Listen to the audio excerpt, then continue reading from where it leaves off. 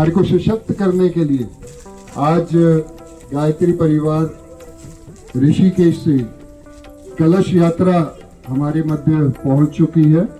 शुक्ल सत्ता में विराजमान परम पूज्य गुरुदेव परम वंदनीय माता जी, भगवती वेद माता, देव माता, विश्व माता गायत्री की तथा इस क्षेत्र के सभी देव शक्तियों के दिव्य सानिध्य में उपस्थित हमारे सभी देवी स्वरूपा, शक्ति स्वरूपा, मातृशक्ति, देव स्वरूप आत्मीय बंधुओं और इस देश के कर्णधार हमारे सभी युवा साथियों एवं अन्य मुन्य बच्चियों, बड़े ही सौभाग्य है हम सबका परम पूज्य गुरुदेव वेदमूर्ति तपोनिष्ठ पंडित समाचार्य वंदनीय माता भगवती देवी शर्मा जी तथा भगवती माँ गायत्री के दिव्य अनुदान वरदान जन जन को प्राप्त हो, सनातन संस्कृति के सफल सूत्र जन जन को मिले। इस निमित्त ये ज्योति कलश यात्रा दूर चल करके शांति कुंज हरिद्वार से गीता जयंती के दिन से प्रारंभ होकर के 11 दिसंबर 2024 से हरियाणा के विभिन्न जनपदों का परिक्रमा करता हुआ वर्तमान चंडीगढ़ में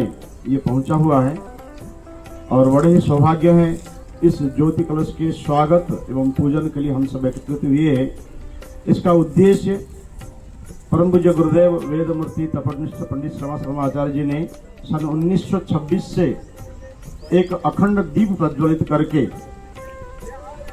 अपने गुरु के मार्गदर्शन में गायत्री महामंत्र के 24 साल के 24 महापुरुष चरण पूरा किया।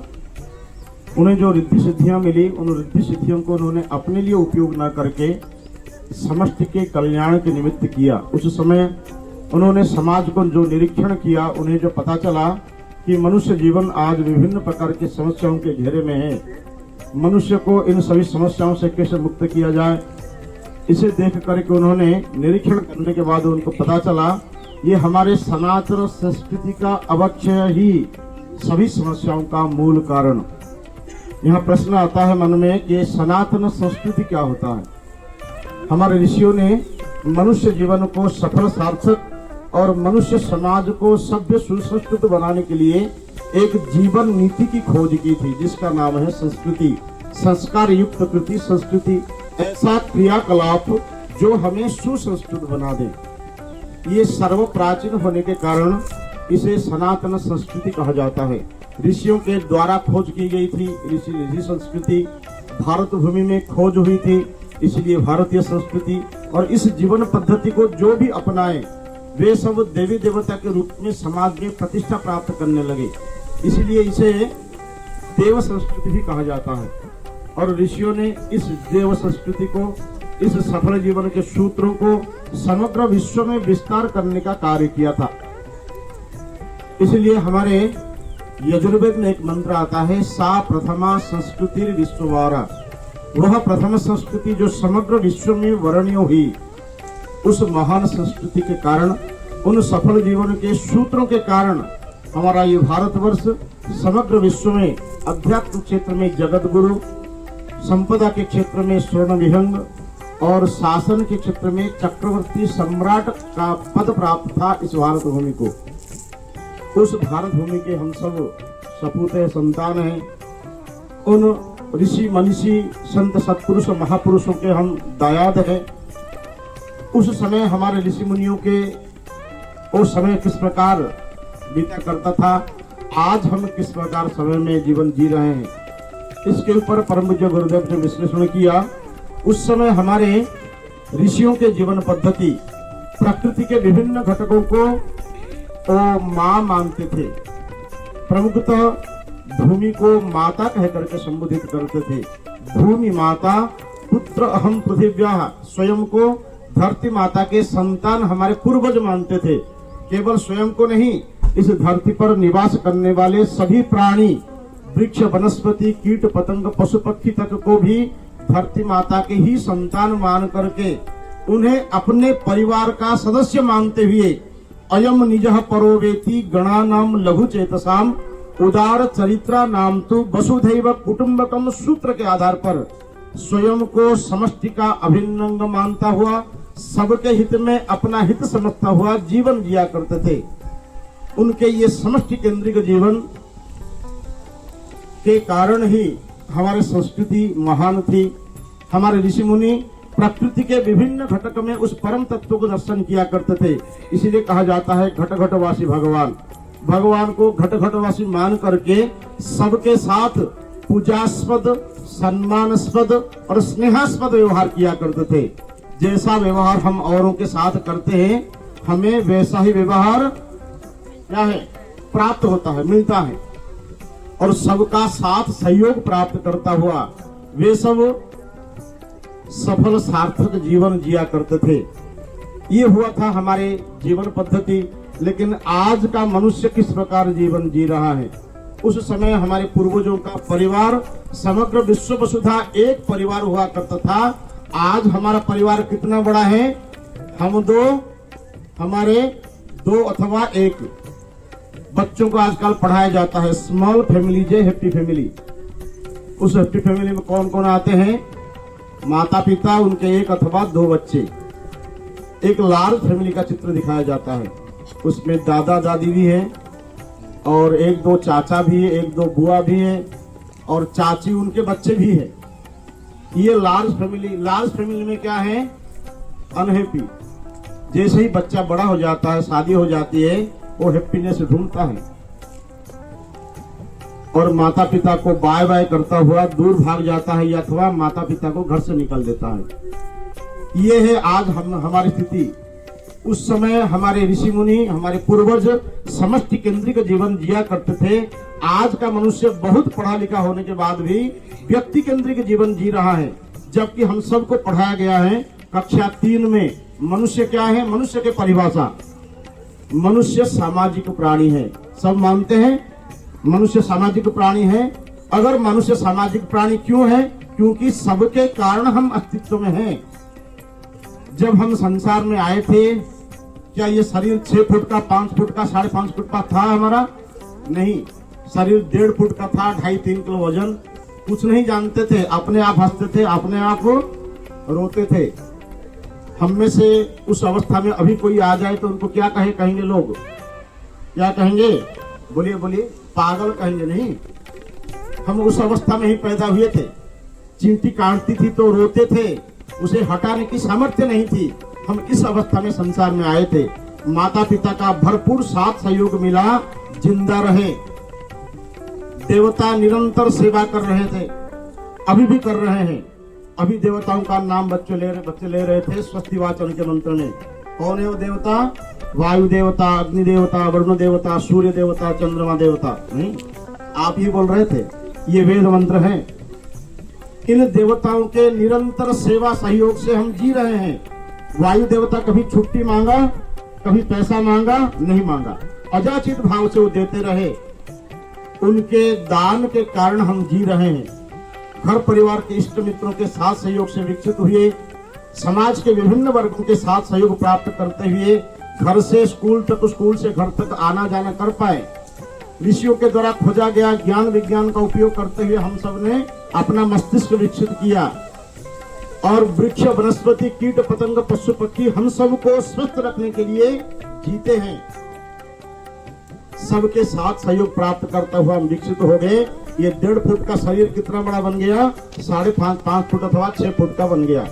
ये अबोध मस्तिष्क सुपर कंप्यूटर बन गया और ये असहाय शरीर सर्वसमर्थ बन गया।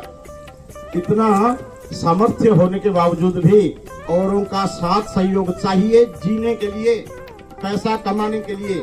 अभी धन कमा लेते हैं हम, कमाने के बाद उस धन के ऊपर पहला अधिकार किनका है?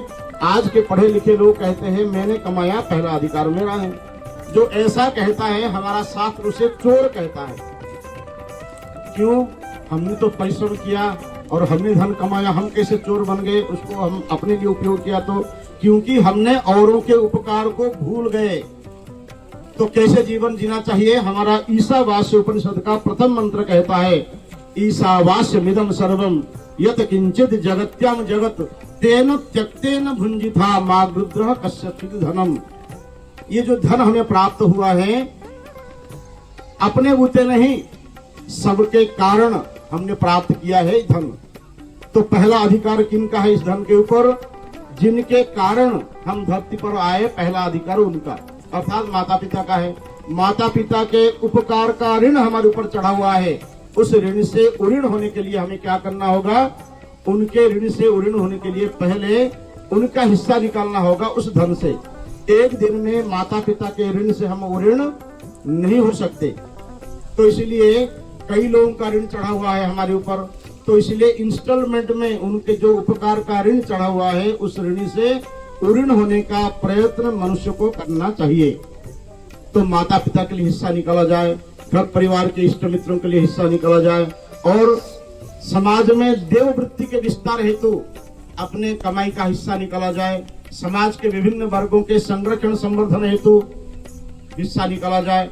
वृक्ष वनस्पति कीट पतंग पशु पक्षी के भी संरक्षण संवर्धन हेतु हमारे हिस्सा निकलना चाहिए। तो बचता कितना है? जीने के लिए जितना आवश्यक है उतना ही अपना शेष समाज का है। आज हमारे पास जो भी कुछ है, चाहे सामर्थ्य हो, चाहे मस्तिष्क हो, विकसित मस्तिष्क हो, और उसको ले उपयोग करते हुए हम जो भी धन संपदा कमाए हैं, इसके ऊपर हमारा एकाधिकार नहीं है, ये हमारा शास्त्र कहता है। तो हमें किस प्रकार जीवन जीना चाहिए? समाज से आवश्यक भर ले और सामर्थ्य भर काम करते हुए समाज का जो ऋण हमारे ऊपर चढ़ा हुआ है उस ऋण से उऋण होने के लिए हमें अपना हिस्सा सहयोग देता हुआ संसार में जीवन जीना चाहिए। ऐसा जीवन हमारे ऋषि मुनि जिया करते थे। जब तक उन्होंने इस प्रकार का जीवन जीते रहे तब तक ये धरती स्वर्ग हुआ करता था। हमारे पूर्वज देवी देवता के रूप में समाज में प्रतिष्ठित थे। जब से इन सूत्रों को हम भूल गए, मनुष्य सामाजिक प्राणी जानते तो है लेकिन उसी के अनुरूप जीवन नहीं जीते हैं। आज का पढ़ा लिखा लोग अपने आप को ना समाज का अभिन्न अंग मानता है, ना सबके हित में अपना हित समझता है। आज का मनुष्य किस प्रकार व्यक्ति केंद्रित जीवन जी रहा है, उसके उस व्यक्ति केंद्रित जीवन के कारण ही विभिन्न प्रकार के समस्याएं हमारे इर्द गिर्द है। परम पूज्य गुरुदेव ने इन सभी बातों को निरीक्षण करने के बाद समाधान ढूंढा कि हमारे ये जो सनातन संस्कृति को पुनः जन जन तक पहुंचाने की आवश्यकता है। ये जो आज हमारे ऊपर हावी है, ये जो कृति वो किस प्रकार का है? ये पाश्चात्य संस्कृति है। पाश्चात्य भोगवादी संस्कृति हमारे मन मस्तिष्क में हावी हो गई।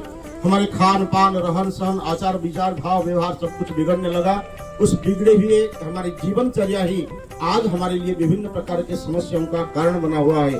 केवल अपने ही नहीं, समाज के लिए भी, हर प्राणियों के लिए भी समस्या का कारण बना हुआ है। हमारे ऋषि मुनियों ने बहुत पहले से ही समझ लिया था कि हमारा अस्तित्व सबके साथ है, अर्थात ये समग्र यूनिवर्स में हमारा अस्तित्व हर एक घटक के साथ अनुन्यासिक संबंध है। शरीर के सेल की तरह, अंग प्रत्यंग की तरह एक दूसरे से हम पूरक हैं। इसलिए उन्होंने बहुत पहले एक मंत्र की खोज की थी और सुबह उठ करके उस परमपिता परमात्मा से प्रार्थना करते थे, सर्वे भवन्तु सुखिनः, सर्वे सन्तु निरामया, सर्वे भद्राणि पश्यन्तु मा कश्चित् दुःखमाप्नुयात्। अर्थात इस मंत्र में सबके भलाई के लिए प्रार्थना करते थे। केवल प्रार्थना ही नहीं, वैसा ही जीवन जिया करते थे। लेकिन आज ये मंत्र केवल मंत्र बन करके रह गया, लेकिन हमारी जीवन पद्धति इससे कुछ भिन्न हो गया। हमारा जीवन पद्धति भी उस सनातन संस्कृति के अनुरूप होना चाहिए। इसे ध्यान में रखते हुए परम पूज्य गुरुदेव ने क्या किया कि सनातन संस्कृति को पुनर्जीवित करते हुए उसे जन जन तक पहुंचाने का कार्य किया। कहते हैं देव संस्कृति के दो निर्माता सनातन संस्कृति के, यज्ञ पिता गायत्री माता। गायत्री और यज्ञ हमारे जीवन के अविच्छिन्न अंग हुआ करते थे। प्राचीन काल में गुरुकुल चलते थे, कन्याओं के गुरुकुल अलग होते थे, बालकों के गुरुकुल अलग होते थे। बच्चे जब गुरुकुल में प्रवेश लेते थे, पहले उनके यज्ञोपवीत संस्कार होते थे। उनको गायत्री महामंत्र की दीक्षा दिए जाते थे। नित्य नियमित त्रिकाल संध्या में गायत्री महामंत्र के जप उपासना करके हमारे विद्यार्थी एक सत्पात्र के रूप में, एक श्रेष्ठ नागरिक के रूप में समाज में प्रतिष्ठित होते थे। उनको जो विद्या प्राप्त होती थी उस विद्या का श्रेष्ठ में उपयोग करते थे। आज उस परंपरा को नष्ट कर दिया गया। एक षड्यंत्र के तहत हमारे संस्कृति को नष्ट किया गया। हमारे गुरुकुल को बैन कर दिया गया, हमारे संस्कृत भाषा को डेड लैंग्वेज घोषित कर दिया गया और हमारे ऊपर एक मैकेले की शिक्षा पद्धति थोप दी गई। उनका उद्देश्य था भारतीयों को गुलाम बनाना, उसमें वो सफल हो गए। आज हमारे बच्चे पढ़ते हैं, लिखते हैं और पढ़ाई लिखाई पूरा हो जाने के बाद बच्चों को पूछा जाता है बच्चे आगे का क्या प्लानिंग है? अभी नौकरी के तलाश में है। हमारे बच्चे नौकर बनने में शान समझते हैं। हमारे बच्चों के बोली लगाए जाते हैं कैंपस सिलेक्शन में 10 लाख, 20 लाख, 25 लाख, 30 लाख करके बोली लगाए जाते हैं, एग्रीमेंट करके बच्चों को ले लिया जाता है, उनको शोषण किया जाता है। आज भी हम अपने शिक्षा नीति में आवश्यक परिवर्तन नहीं कर पा रहे हैं, इतने दिन स्वतंत्र होने के बाद भी। तो ऐसी स्थिति में परम पूज्य गुरुदेव ने देखा, सनातन संस्कृति को पुनर्जीवित करते हुए जो सनातन के समर्थक हैं उनको जगाने की आवश्यकता है। वो जगे और अपना उत्तरदायित्व निर्वाह करें, स्वयं के प्रति, घर परिवार के प्रति और समष्टि के प्रति। जो भी इस संसार में आकर के स्वयं के प्रति, घर परिवार के प्रति और समष्टि के प्रति अपना उत्तरदायित्व सही ढंग से निर्वाह करते हुए आगे बढ़े, वे सब संत, सत्पुरुष, महापुरुष, महामानव, देव मानव, पैगंबर, तीर्थंकर के रूप में समाज में प्रतिष्ठा प्राप्त किए। ये है नर से नारायण बनने के सूत्र। परम पूज्य गुरुदेव ने संकल्प लिया, इस सनातन संस्कृति को पुनः विस्तार दे करके मैं हर मनुष्य को देवता बनाऊंगा और धरती को स्वर्ग बनाऊंगा। संकल्प लेकर के एक योजना बनाई जिसका नाम है युग निर्माण योजना। सभी आर्षवंतों को पुनः भाष्य करने के साथ साथ उन्होंने 3200 पुस्तक की रचना की। हमारा सनातन संस्कृति कितना वैज्ञानिक है, तर्क, तथ्य, प्रमाण एवं विज्ञान सम्मत प्रतिपादन के साथ परम पूज्य गुरुदेव ने 3200 पुस्तक लिखा। सभी वर्गों के लोगों के लिए, बच्चों से लेकर के बुजुर्ग तक और आबाल वृद्ध वनिता सबके लिए उन्होंने वो पुस्तक लिखा। और उन पुस्तकों में जीवन से जुड़े हुए विभिन्न समस्याओं के समाधान के सूत्र प्राप्त होते हैं। ये सनातन संस्कृति के संदेश जन जन तक प्राप्त हो, इस निमित्त ये ज्योति कलश रथ यात्रा हरिद्वार से चल करके ये पूरे भारतवर्ष में, यहाँ तक कि विदेश तक भी ये रथ यात्रा इस प्रकार परिक्रमा कर रही है, शांति कुंज से प्रारंभ होकर के। और इसी के अंतर्गत हम सब आज यहाँ एकत्रित हुए हैं।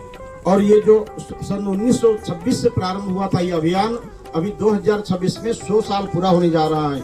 उसके शताब्दी वर्ष मनाए जाएंगे शांति कुंज हरिद्वार में। एक भव्य यज्ञायोजन होगा। उस यज्ञायोजन में सम्मिलित होने के लिए आप सबको, इस क्षेत्र के सभी देवी देवताओं को निमंत्रण देने के लिए ये ज्योति कलश रथ यात्रा पूरे भारतवर्ष में परिक्रमा कर रही है। उसी के अंतर्गत आज हम सभी यहाँ एकत्रित हुए हैं। बड़ा ही अच्छा लगा, जैसे ही प्रवेश किए बच्चों के मुंह से स्वस्ति वाचन के मंत्र सुन करके। वास्तव में आपके आचार्य धन्य है, आपके आचार्य धन्य है जो आपको सनातन संस्कृति के सूत्रों से परिचित कराते हैं। लेकिन ये आगे जाकर के फिर वही कोई मंत्र बनकर के रह जाती है, उसी के अनुरूप विकसित नहीं हो पाती है। हमें आवश्यकता है हमारा जीवन हमारे बच्चों के लिए एक रोल मॉडल बने। अगर हमारा जीवन हमारे बच्चों के लिए रोल मॉडल नहीं बनेगा तो कोई लफंगे लुच्चों का जीवन बच्चों के लिए रोल मॉडल बन जाता है। तो फिर ये जब बच्चे बिगड़ जाते हैं फिर हम सिर पटक करके रोते हैं, रोने के सिवा कोई रास्ता भी नहीं बचता है हमारे सामने। आवश्यकता है सभी अभिभावकों को, सभी आचार्यों को, भारतवर्ष के सभी नागरिकों को अपना जीवन अपने बच्चों के लिए एक रोल मॉडल के रूप में प्रस्तुत करें। हम बच्चों को जो सिखाते हैं उन पर स्वयं अमल करें ताकि बच्चे हमें देख करके सीखें। प्राचीन काल में हमारे गुरुकुल के आचार्य होते थे, अपने आचरण से बच्चों को, विद्यार्थियों को शिक्षा देते थे, उनको एक सत्पात्र के रूप में विकसित करते थे। आवश्यकता है आज पुनः ऋषियों के उस परंपरा को पुनर्जीवित करने की और सनातन के जागरण से ही मानवता का उद्धार निश्चित है। स्वयं के प्रति, घर परिवार के प्रति और समष्टि के प्रति अपना उत्तरदायित्व निर्वाह करें। हम नर से नारायण बन जाएंगे। ये है नर से नारायण बनने के सूत्र। इन सफल सूत्रों को जन जन तक पहुंचाने की अभियान चल रही है। आप सबको भी इस अभियान में सादर स्वागत है, अभिमंत्रित है। ये जो रथ यात्रा आया है शांति कुंज हरिद्वार से, प्रतिदिन 10,000 लोगों के ठहरने की, भोजन की, प्रशिक्षण की निःशुल्क व्यवस्था शांति कुंज में बनाई गई है। वहाँ हर माह 1 से 9, 11 से 19, 21 से 29 में 9 दिन के शिविर चलते हैं। उन 9 दिन के शिविर में लाइफ मैनेजमेंट के ट्रेनिंग दिए जाते हैं। अध्यात्म को जीवन में कैसे जिया जाए, घर परिवार में रहते हुए ऋषियों के अनुरूप हम कैसे जीवन जिए। ये अध्यात्म एक जीवन पद्धति हुआ करता था, तो उसको जीवन में कैसे जिया जाए उसके प्रशिक्षण दिए जाते हैं। वो व्यवस्था भी वहाँ निःशुल्क है। ऑनलाइन रजिस्ट्रेशन करना पड़ता है। हमारा वेबसाइट www.awgp.org